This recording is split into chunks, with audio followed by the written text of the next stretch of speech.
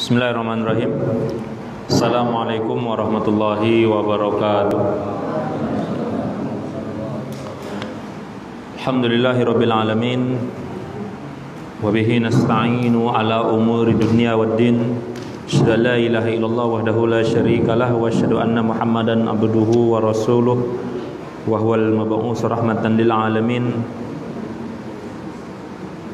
Allahumma salli wa sallim ala nabiyyina Muhammadin wa ala alihi wa ashabihi wa man tabi'ahum bi ihsanin ila yaumiddin. Rabbi shrah li sadri wa yassir li amri wahlul 'uqdatam min lisani yafqahu qawli. Allahumma la sahla illa ma ja'altahu sahla wa anta taj'alul hazna idza syi'ta sahla. Maka Rasulullah sallallahu alaihi wasallam, ittaqillaha haitsu ma kunta wa atbi'is sayyi'atal hasanata tamhuha wa khaliqin nasa bi khuluqin hasan. Ma ba'du, alhamdulillah. Bapak-bapak, para ikhwan yang insyaallah dimuliakan Allah Subhanahu wa taala, juga para santri sekalian yang mudah-mudahan selalu dalam lindungan Allah Subhanahu wa taala. Syukur kita kepada Allah pada malam hari ini, Allah masih memberikan kita karunia, kesempatan untuk bermajelis ilmu, dan mudah-mudahan dengan bermajelis ilmu yang kita lakukan pada malam hari ini bertambah pundi-pundi pahala kita, bertambah ketaatan kita, dan tentunya bertambah pula kecintaan kita kepada Allah Subhanahu wa taala. Karena tidaklah ilmu itu kecuali harus melahirkan khasyatullah, artinya melahirkan rasa takut kepada Allah Subhanahu wa taala. Maka ketika seorang muslim, seorang hamba semakin berilmu, semakin banyak yang dia pahami, yang dia ketahui, maka akan semakin takut dia kepada Allah. Semakin takut kepada Allah akan semakin banyak melahirkan amal ibadah. Dan dari amal ibadah itu maka akan muncul keimanan. Makanya orang-orang yang beriman adalah orang-orang yang senantiasa bertambah imannya, yang bergetar hatinya ketika disebutkan nama Allah Subhanahu wa taala. Kemudian salawat dan salam semoga selalu curahkan kepada Rasulullah sallallahu alaihi wasallam. Allahumma shalli wa sallim ala Muhammad. Mudah-mudahan sebagai umatnya Rasulullah kita juga diberikan kemampuan untuk terus istiqomah di atas jalan sunnah, berupaya menjadikan kehidupan kita sesuai dengan kehidupan yang pernah dijalani oleh Rasulullah SAW, kesederhanaan beliau, kemudian kecintaan beliau kepada akhirat, ketawaduan beliau, ya, dan begitu banyak akhlak-akhlak mulia yang telah beliau tularkan kepada para sahabat-sahabatnya radhiyallahu anhum, kemudian juga diturunkan kepada generasi tabi'in, kepada tabi'ut tabi'in, dan seterusnya. Baik, para ikhwan jamaah majelis taklim yang dimuliakan Allah Subhanahu wa taala, seperti biasanya pada malam hari ini, malam yang ke pekan yang pertama, kita pembahasan tentang As-Sirah An-Nabawiyah, ya.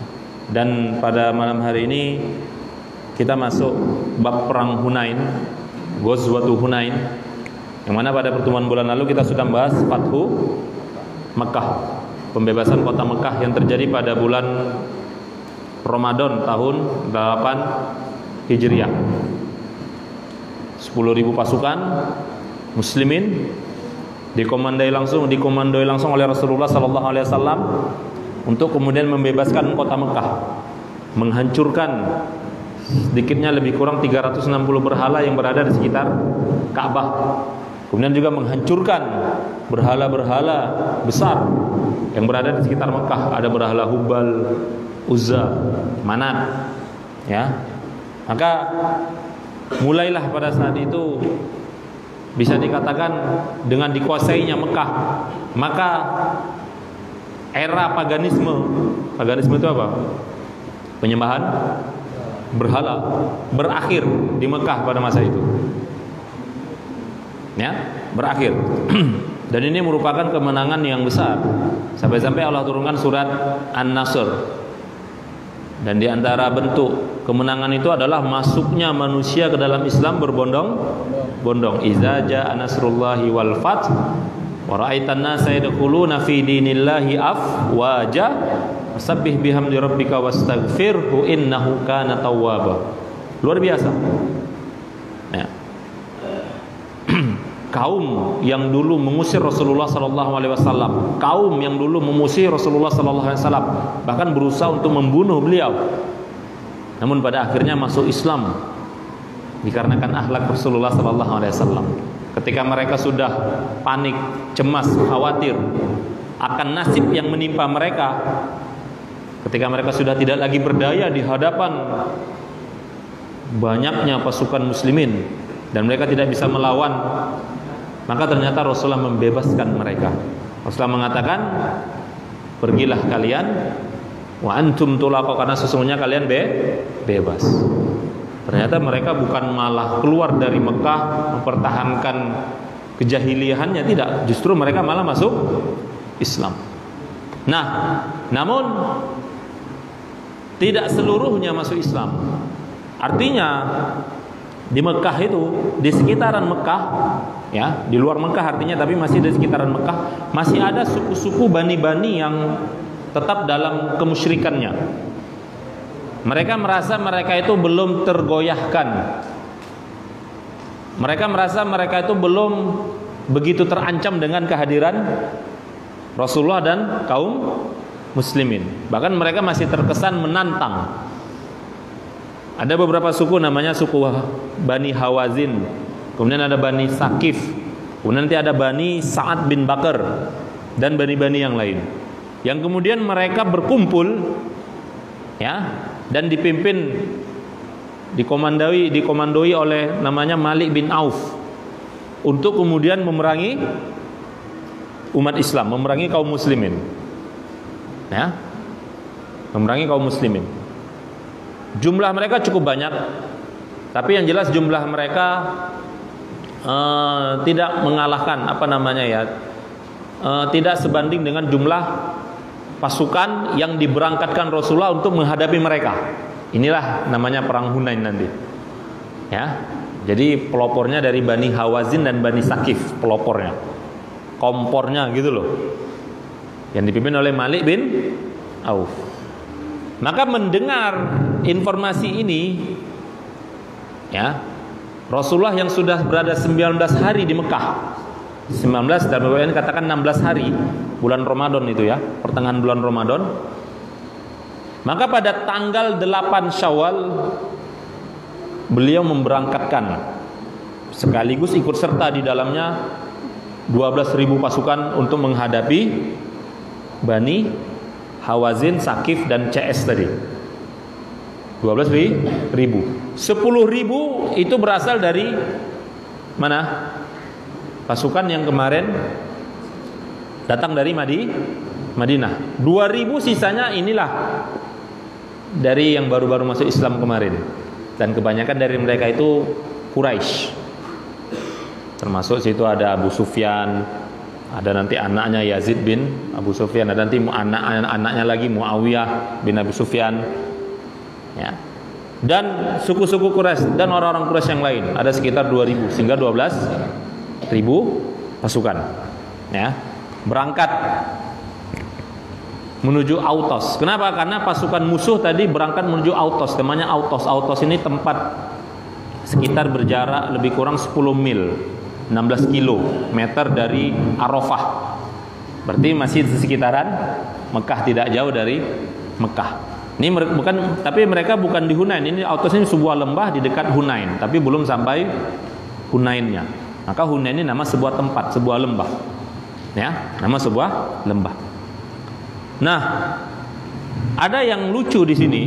Pasukan musuh mereka berangkat dengan jumlah yang besar, pasukan yang besar, tapi juga mereka membawa serta istri dan anak-anaknya, Pak. Jadi istrinya dibawa juga. Istrinya dibawa, anak-anaknya dibawa, kemudian seluruh ternak-ternak hartanya dibawa semua. Ya. Sehingga yang dibawa itu untanya ada sekitar 20 ribu lah. Puluhan ribu semua jumlahnya. Untanya, nanti kambingnya, ya kan? Banyak-banyak sekali memang. hartanya, istrinya jadi bawa gitu loh. Apalagi hartanya dibawa semua.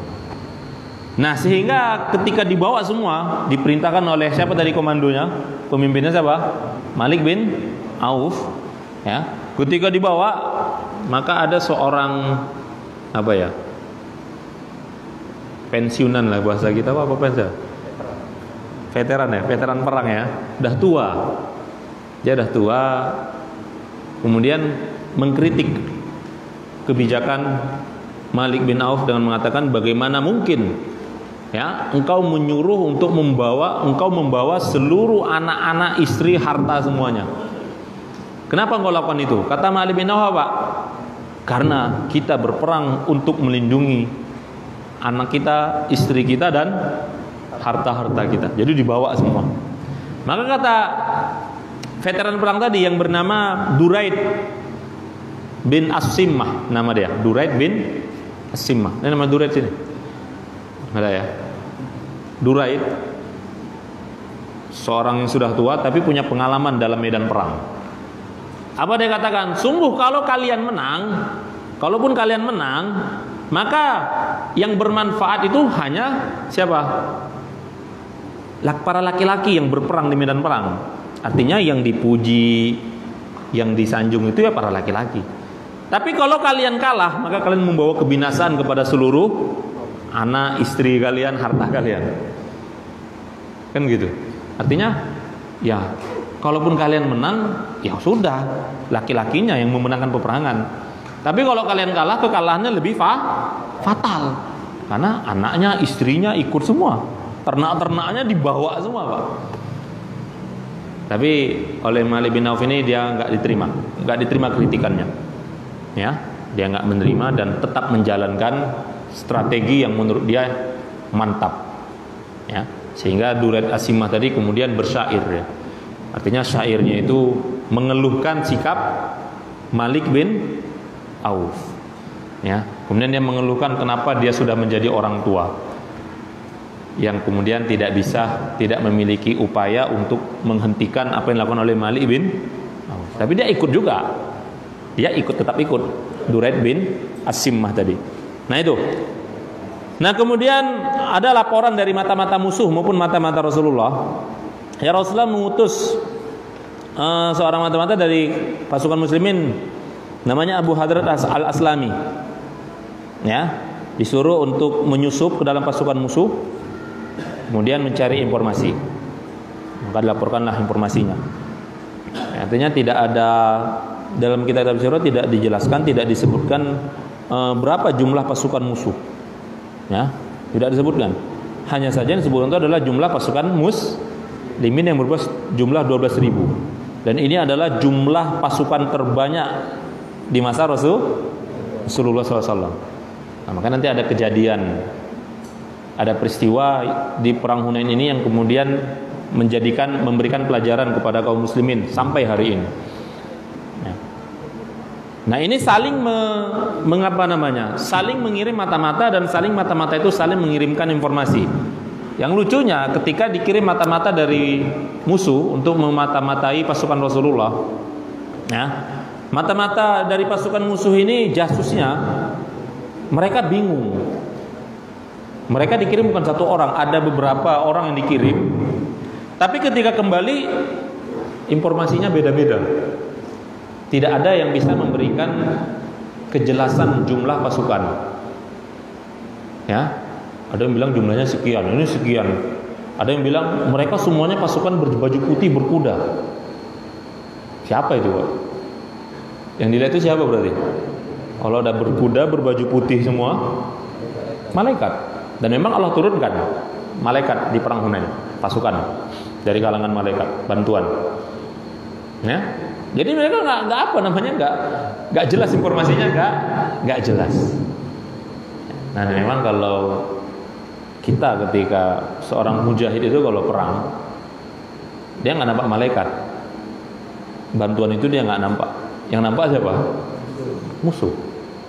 Nah ketika perang Badar itu kan, mau tebas tiba-tiba kepala putus duluan. Ini pasukan Islam nih, seorang mujahid mau nebas kepala orang kafir, tiba-tiba kepala putus duluan. putus duluan. Siapa yang mutusin? Siapa yang menggal? Ya, mereka nggak nampak. Sama seperti kalau antum ada baca Ayatul Rahman fi Jihadil Afghan yang ditulis oleh Syekh Abdul Azam, tanda-tanda kebesaran Allah di bumi jihad Afghanistan. Siapa yang punya, masih ada mungkin? Itu udah berhenti cetak itu kayaknya. Itu di antara itu sebutkan kisah-kisah para mujahid di jihad Afghanistan melawan Uni Soviet dulu. Wah, itu banyak sekali kisah-kisah yang luar biasa. Ya, bantuan-bantuan yang Allah berikan, yang Allah turunkan lewat para malaikat. Pasukan Uni Soviet itu mereka berperang dengan malaikat. Ya, pasukan Islam heran, kok pasukan Uni Soviet itu adu baku tembak, padahal tidak ada pasukan mujahid yang dikirimkan untuk menghadapi mereka, tapi mereka baku tembak. Satu kali tertawan seorang pasukan musuh, ditanya, kalian tadi baku tembak sama siapa? Loh, sama kalian lah, tapi postur tubuhnya ya kayaknya beda dari kalian. Sama siapa berarti pak tembak-tembak? Sama malaikat. Ya, dan itu kita harus yakin gitu loh. Ya, harus yakin. Ya, majlis kita ini kan ada malaikat juga. Majlis ini ada malaikatnya enggak? Ada. Nampak enggak antum? Nampak. Yang nampak samping kawan dah ngantuk. Itu bukan malaikat. Jamin saya bukan malaikat udah. Manusia. Kalau malaikat enggak mungkin tidur. Majlis ilmu harus yakin kita ada para malaikat yang ikut bermajlis. Cuman kita tak nampak. Ya, tapi kita yakin dengan hadis Rasulullah sallallahu alaihi wasallam. Makanya kan lucu kalau majlis ilmu bermajlis dengan bersama para malaikat kok malah tidur gitu loh. Ya, santri ya, jangan tidur ya. Ini kalau si roh ini kadang nggak tahu tidurnya karena tertidur karena saking asiknya dengar cerita, atau karena saking nggak nyambungnya. Tidur aja lah Ustaz, goyang-goyang kaki tidur ya. Jadi seperti itu. Maka kemudian Rasulullah berangkat setelah mendapatkan laporan informasi dari mata-mata. Rasulullah berangkat pada hari Sabtu tanggal 6 Syawal. 6 Syawal, bulan Syawal berarti. Fatu Mekah bulan Ramadan, Syawal langsung berangkat perang Hunain. Cemana itu coba? Makanya Rasulullah dan para sahabat itu hidupnya apa? Dipenuhi dengan, dihabiskan waktunya, usianya untuk jihad, safar, hijrah, jihad.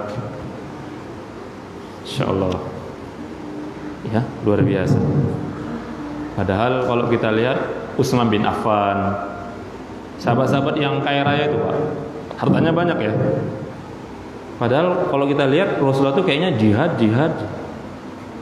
Apa Utsman bin Affan gak ikut? Rasulullah izin ya, mau bisnis. Apa gitu? Ikut. Ya kapan mereka bisnis? Ketika tidak ada jihad. Paling hanya beberapa waktu saja. Nanti jihad lagi, ikut lagi, kadang diperintahkan. Tapi ternyata hartanya banyak luar biasa ya kan? Gak habis-habis hartanya. Kita puluhan tahun cari harta, tak kaya-kaya juga, jihad pun tak pernah. Masyaallah. Gitu ya. Itu bedanya kita sama para sahabat. Kita hak waktu kita hampir separuh usia kita, atau minimal sepertiga usia kita capek hanya untuk mencari dunia. Tapi tak kaya-kaya juga. Buru-buru ngomong jihad, taklim aja males misalnya. Atau buru-buru ngomong taklim. Sholat 5 waktunya saja, bermajlis jamaah di masjid saja masih sering lalai. Aduh, cemana dengan para sahabat? Ya? Para sahabat itu waktunya habis untuk Allah dan Rasulnya, habis untuk jihad fisabilillah. Hanya sedikit waktu mereka untuk mencari dunia, tapi dunia berada dalam genggaman tangan mereka. Waktu kita habis untuk dunia, ya kan? Tapi apa yang kita dapatkan dari dunia? Dan apa yang kita dapat untuk akhirat?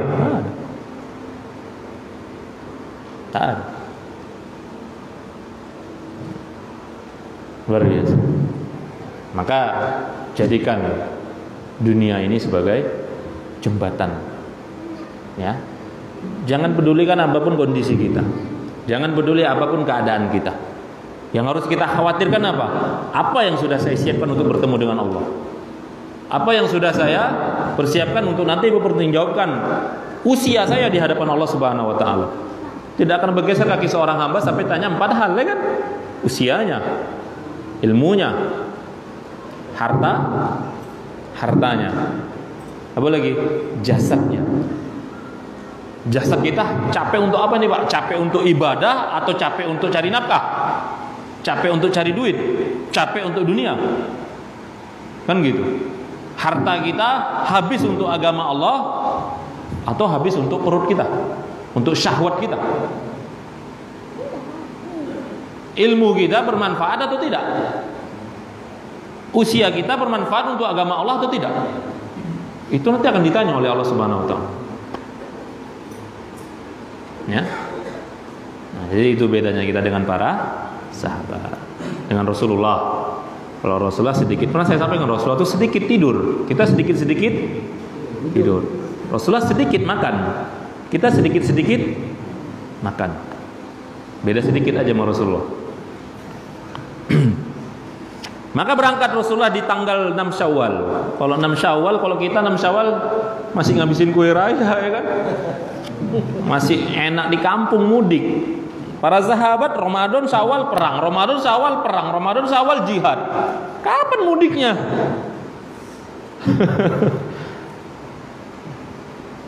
Berangkat menuju Hunain dengan 12.000 pasukan. Luar biasa. Kemudian Rasulullah mengangkat I'tab bin Usaid untuk menjadi penguasa sementara di Mekah. Namanya I'tab bin Usaid. Ya. Padahal Mekah baru dikuasain. Tapi yang diberikan kekuasaan sementara itu malah bukan seseorang yang tidak Kenapa yang nggak disuruh itu siapa? Ya kan? Yang mantap-mantap gitu kan? Malah yang mantap-mantap ikut medan jihad, Ya, berarti apa? Ya para sahabat tuh mantap-mantap semua, Pak. Para sahabat tuh paten-paten semua. Gitu loh. Rasulullah nggak kebingungan siapa mau disuruh ya.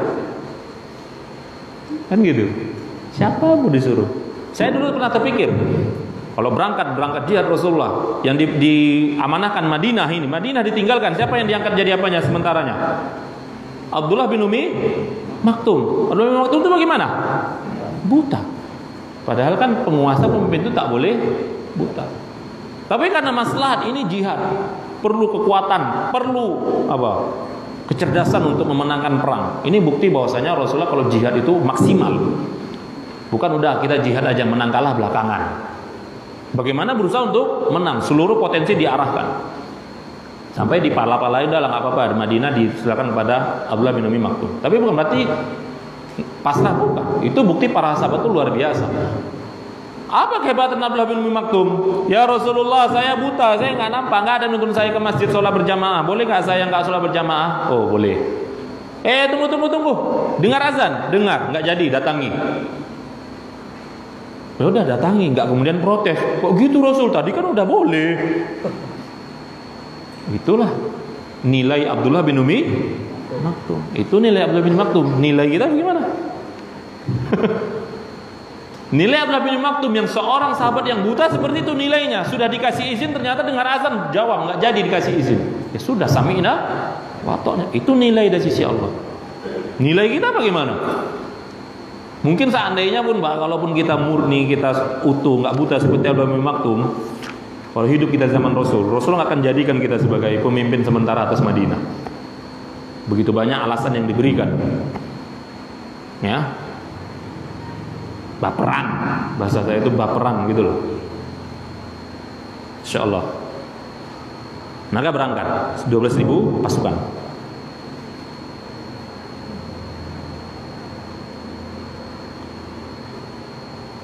Kemudian di sini kecerdasan Malik bin Auf. Nah, ini Malik bin Auf ini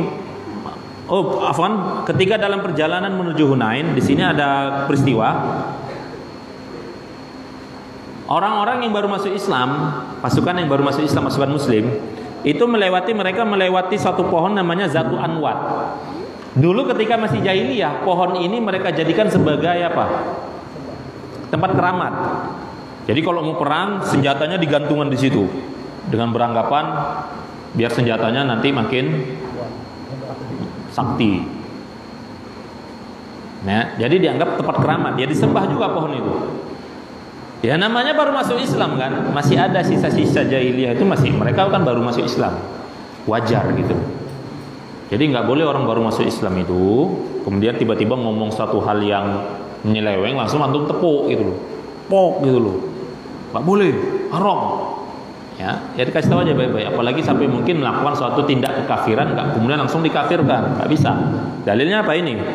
Jadi ketika itu orang-orang yang baru masuk Islam minta kepada Rasulullah, ya Rasulullah, buatkanlah juga untuk kami Zatu Anwar, pohon seperti ini, kan gitu. Buatkanlah kami. Maka Rasulullah menyampaikan sabda firman Allah, perkataan Nabi Musa kepada pengikutnya. Dulu ternyata Bani Israel juga pernah melakukan hal yang sama kepada Nabi Musa alaihissalam. Qalu ya Musa ja'al lana aliha kama lahum alihah. Wahai Musa, jadikanlah untuk kami sesembahan sebagaimana mereka punya sesembahan. Dulu Bani Israel itu maunya punya sesembahan, mereka mau punya sesembahan juga. Mereka macam merasa nggak terima kalau beribadah kepada Allah itu tapi nggak bisa lihat Allah, kan gitu. Maka Nabi Musa mencela permintaan mereka. Jadi Rasulullah ingatkan kepada kaum muslimin dulu apa yang dilakukan oleh Bani Israel. Ya, artinya apa? Haram, tak boleh. Tak ada istilah minta kesaktian di pohon keramatkan, tak ada. Ya, karena kemenangan itu dari Allah Subhanahu wa taala didasari atas keimanan dan ketakwaan seorang hamba atau keimanan ketakwaan pasukan tersebut. Nah, yang duluan sampai ke Hunain pasukan musuh. Jadi Hunain itu Pak, medannya itu bukit-bukit, kemudian banyak lorong-lorong, celah-celah sempit banyak. Jadi cukup sulit melewati medan Hunain itu. Menuju Hunain itu cukup sulit. Pasukan musuh oleh Malik bin Auf komandonya dia langsung buat strategi, ya, diutus pasukan gerilyawan untuk bersembunyi di celah-celah di jalan-jalan sempit itu di malam harinya. Ngapain situ? Bersiap siaga untuk menyerang pasukan Islam secara dadakan. Ternyata benar. Ya, Rasulullah dan pasukan muslimin sampai dekat di situ, tiba di tempat itu menjelang subuh. Di situ langsung dipanahi secara mendadak. Akhirnya pasukan Islam kocar-kacir, amburadul, pecah belah, bubar, Pak. Kenapa? Karena sebelum ini terjadi timbul satu dosa. Apa dosa itu? Sombong. Muncul perkataan, tapi tidak disebutkan siapa yang mengatakan, bahwasanya ada yang mengatakan kita tidak akan bisa dikalahkan pada hari ini. Jadi pasukan Islam itu ada yang ngomong seperti itu karena jumlahnya 12.000. Kenapa ngomong seperti itu? Loh, selama ini kita perang Badar berapa? 1.000 melawan 300 melawan 1.000. Perang Uhud 700 melawan 3.000. Perang Ahzab 2.000 melawan 10.000. Perang Khaybar tak ada jumlah, apalagi perang Mu'tah 3.000 melawan 200.000. Loh, ini pasukan kita lebih banyak. Kita sikit saja, pasukan musuh yang besar kita menang. Ini kita yang banyak, pasukan musuh tidak sebanyak kita, tak mungkin kita kalah. Nah, ini kesalahan. Kenapa? Karena secara tidak sadar sudah menganggap kemenangan itu berasal dari jumlah. Masya Allah. Sehingga Allah berikan teguran kepada pasukan muslimin di perang Hunain. Allah abadikan dalam surat At-Taubah ayat 25-26. Wa yauma Hunain idz a'jabatkum kathratukum falam tughni ankum syai'a wa daqat 'alaikumul ardu bima rahubat summa wallaitum mudbirin. Dan ingatlah peristiwa Hunain, ketika kalian berbangga dengan jumlah kalian. Masya Allah, bangga dengan jumlah kalian, sombong. takabur dengan jumlah kalian. Padahal kata Allah, falan tughni ankum syai'a. Jumlah kalian itu tidak memberikan manfaat sedikit pun kepada kalian. Wa daqat 'alaikumul ardu bima rahubat. Sehingga kalian merasa bumi itu serasa sangat sempit. Padahal bumi itu luas. Kenapa, Pak? Karena tadi diserang secara mendadak. Kocar-kacir. Ketakutan, bahkan diriwayatkan kata Abu Sufyan, ada yang bahkan lari sampai ke Laut Merah. Kabur dari medan perang, tapi nggak berhenti larinya. Saking takutnya, saking paniknya. Cemana itu? Bayangkan 12.000 sampai di sekeliling Rasulullah itu tak ada yang tersisa. Kemudian Rasulullah panggil, wahai pasukan muslimin, kemarilah, sungguh aku adalah Nabi Allah. Paling hanya segelintir saja, Pak, yang merapat kepada Rasulullah dari 12.000. Nah, luar biasa ya. Namun disinilah Rasulullah, kata para ahli sejarah, ulama ahli sejarah, disinilah terlihat salah satunya momen, terlihat keberanian Rasulullah.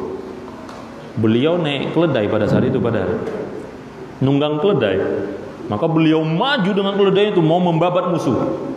Hanya saja keledainya ditahan oleh Abbas dan Abu Sufyan bin Haris, sepupunya yang beliau jumpa ketika mau berangkat ke Fatu Mekah kemarin kan. Ditahan. Abbas menahan tali kekang keledainya. Abu Sufyan bin Haris menahan pelananya, biar keledai Rasulullah ini enggak maju. Tapi ternyata Pak Rasulullah turun dari keledainya membabat musuh. Ya, ini keberanian Rasulullah SAW di medan perang.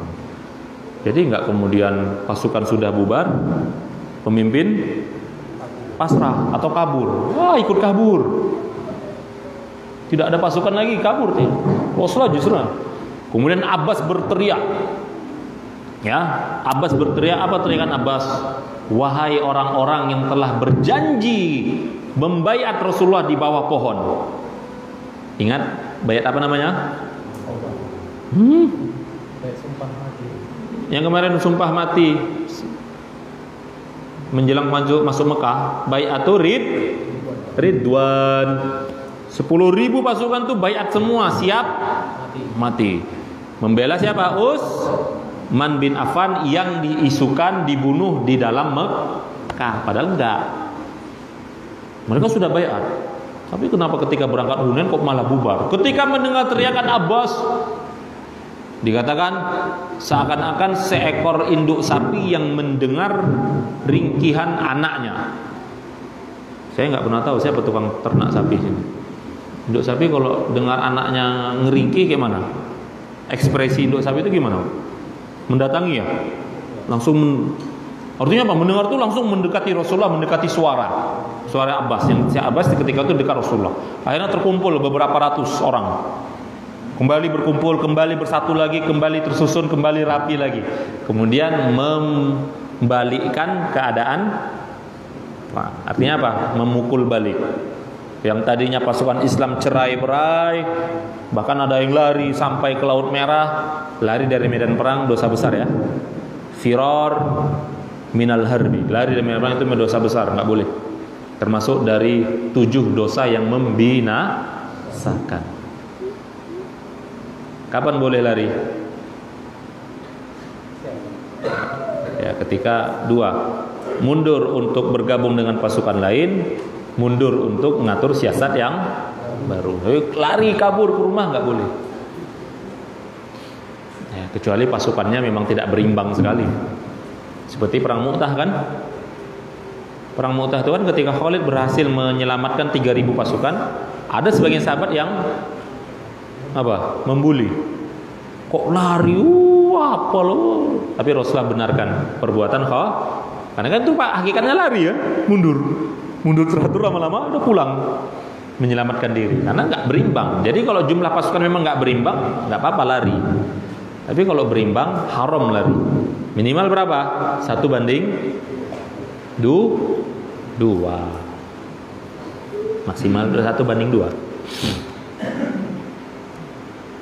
Tapi ya nggak pernah Apa bukan nggak pernah ya?